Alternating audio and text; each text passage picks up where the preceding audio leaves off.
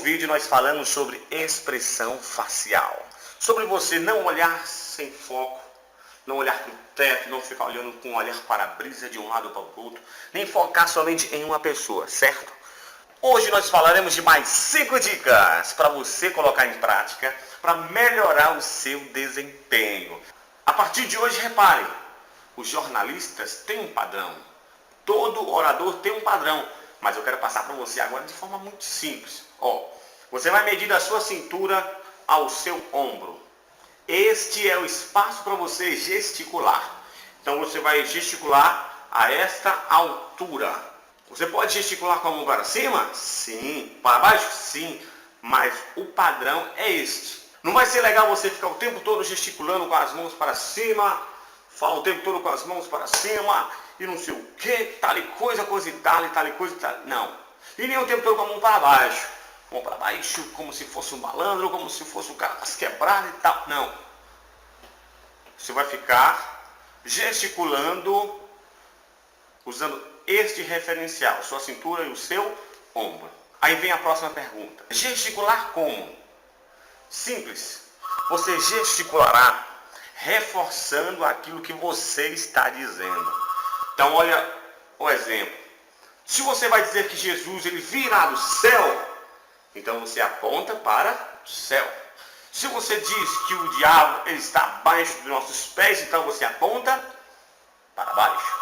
Você vai dizer que os anjos entrarão, então você vai fazer o gesto de entrada. Se você diz que os anjos sairão, então você faz o gesto de saída. Você vai fazer o seguinte, e vai treinar a sua gesticulação. Você vai falar coisas simples, coisas fáceis de compreender, mas tudo que você vai falar no seu treinamento vai ser gesticulando. Você vai falar palavras pausadas, mas trazendo significados com a sua gesticulação. Beleza? Muito mais do que palavras, os seus gestos falarão por você. Erros na hora da gesticulação. Então vamos aos erros mais comuns. Então olha só, a partir de agora você vai treinar no seu espelho e vai gesticular olhando para ele fixamente, para você treinar a sua expressão corporal. O seu corpo diz, o seu corpo fala. Então o primeiro erro que você deve evitar é falar com as mãos no bolso. Isso mostra desinteresse. Mostra que você não está nem aí para as pessoas que estão te ouvindo. Outro erro comum é o gesticular fora de contexto, fora do tempo. Isso faz as pessoas parar de ouvir o que você está falando e prestar atenção nos seus gestos. Gestos fora do contexto faz as pessoas não prestar atenção naquilo que você está falando, mas nos seus gestos. Evite falar com as mãos cruzadas. Se você vai falar para um público, seja ele qual for, evite ficar na posição de estátua. Evite também fazer gestos não pensados. Pense nos seus gestos. Treine. O treino vai modificar a sua postura em público. Evite ficar fazendo gestos que você não compreende, gestos alheios. Evite gestos que não dizem nada.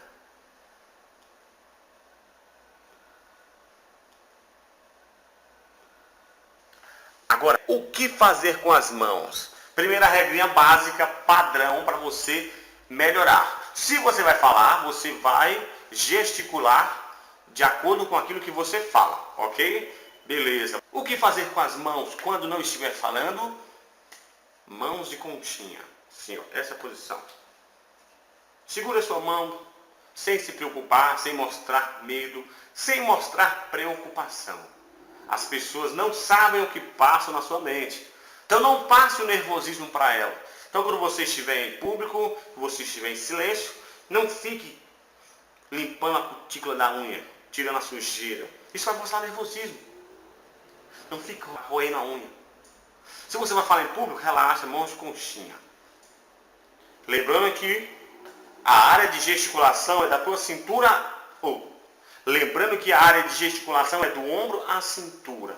Então você vai ficar com o braço levemente flexionado em forma de conchinha.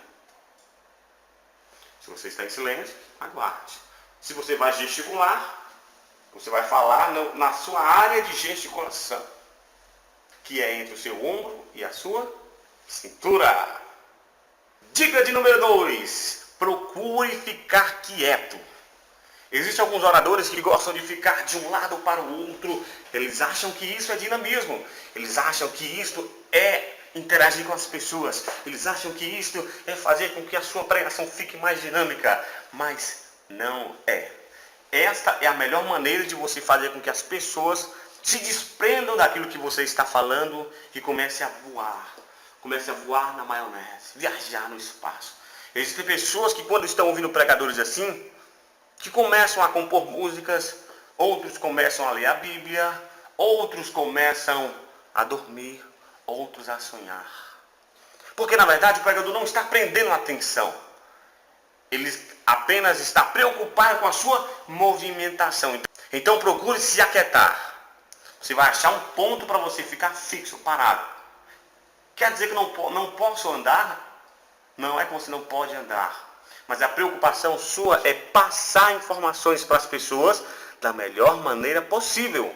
E você vai usar aquilo que você tem para isso, que é a sua gesticulação, que é a sua expressão, a sua fala. Isso você vai usar para pregar, para fixar na mente das pessoas aquilo que você está falando. Beleza? Procure se aquietar para que você não arremete as pessoas para longe do seu sermão. Dica de número 3. Domine a sua emoção. Muitas das vezes, quando estamos diante das pessoas, nós nos emocionamos. Nós choramos quando estamos em público por vários motivos, por várias situações. Só que a emoção não pode nos dominar. A emoção não pode ser o carro-chefe. O que vai fazer as pessoas crescer na graça, no conhecimento, não é a emoção, e sim a razão. Devemos apresentar a Deus um culto racional, puro, santo e agradável a Deus. Isso significa que não podemos ter sentimento? Não, porque no nosso corpo a emoção faz parte. Nós temos sentimento, temos que pregar com emoção. Só que a partir do momento que eu vou pregar, que eu vou ministrar, e eu começo a chorar. Tudo bem, acontece. Mas se na segunda vez que eu vou ministrar, eu começo a chorar. Se na terceira vez, toda vez que eu falo, eu começo a chorar.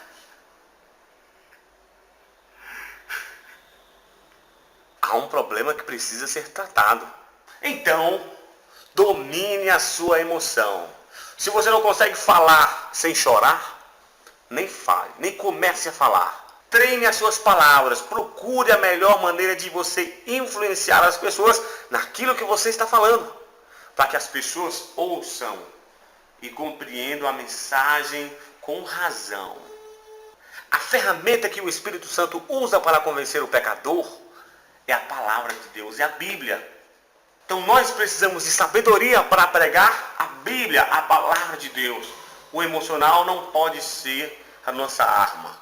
A nossa arma principal deve ser a palavra de Deus, com razão e com entendimento. Mesmo que as pessoas não chorem, mesmo que elas não gritem, mas a semente sendo lançada no coração da melhor maneira possível, no tempo certo ela produzirá frutos. Dica de número 4. Evite vícios linguísticos. Hoje nós vivemos na era da informação e as pessoas estão conectadas à internet. Elas têm WhatsApp, Facebook, Instagram, há milhares de opções de redes sociais. E elas estão desaprendendo a falar. Elas estão desaprendendo a pensar. Nós não podemos seguir a onda, nós precisamos pensar nas nossas palavras. Então, fuja dos vícios linguísticos. Evite vícios como, tipo assim. Bom, tipo assim, eu estava lá na igreja, aí tipo assim, Deus falou comigo. Não, aí tipo assim, o pastor olhou para mim e levantou a mão. Aí tipo assim, ele profetizou na minha vida. Ele tipo, falou comigo aquilo que eu estava querendo ouvir. Ou, por exemplo, amém, glória a Deus, aleluia. Eu comprometo os irmãos com a paz do Senhor, amém, glória a Deus, aleluia. Irmão, eu estou muito feliz de estar aqui com os irmãos, amém, glória a Deus, aleluia. Porque Deus, Ele está conosco, amém, glória a Deus, aleluia. Deus, Ele está presente aqui, glória a Deus, aleluia. As pessoas vão parar de ouvir aquilo que você está falando e vão contar quantos amém, quantos glória a Deus e aleluia você deu. Ou o né, por exemplo, famoso né. A paz do Senhor para todos, né? Estamos felizes de estarmos juntos, né? Em mais uma igreja de Deus, né? De mais uma célula de Deus, de mais um grupo da igreja de Deus, né? Do povo que vai morar no céu, né? Então Deus, ele está presente, né? Então quem está feliz diz amém, né? Glória a Deus, né?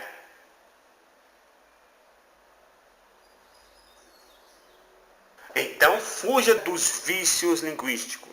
Vamos à quinta dica. Evite pedir desculpas. Existem vários momentos para você pedir desculpa. E antes do sermão, durante o sermão e depois do sermão, não é o melhor momento para você pedir desculpa. Quando você vai ministrar o louvor ou a pregação e você já começa se desculpando, você está mostrando para as pessoas que não se preparou para ministrar. Aí você diz: irmãos, me perdoem pela mensagem que eu vou pregar. Eu não sou um bom pregador. Eu sou pequeno. Eu sou fraco. Não sou como o irmão fulano de tal que prega tão bem há tantos anos. Aí você começa a se desculpar, mostrando que na verdade você não teve tempo para estudar. E não importa o que você fale, como você está se desculpando, você acha que as pessoas te perdoarão. Mas não. Evite pedir desculpas com pretexto de humildade. Falsa humildade, queridos, é terrível. A falsa humildade revela o verdadeiro desleixo. Evite pedir desculpas, mesmo tendo você se preparado, para que você não mostre desleixo. A falsa humildade é realmente uma mentira e não pode ser aceita pelo Deus da verdade.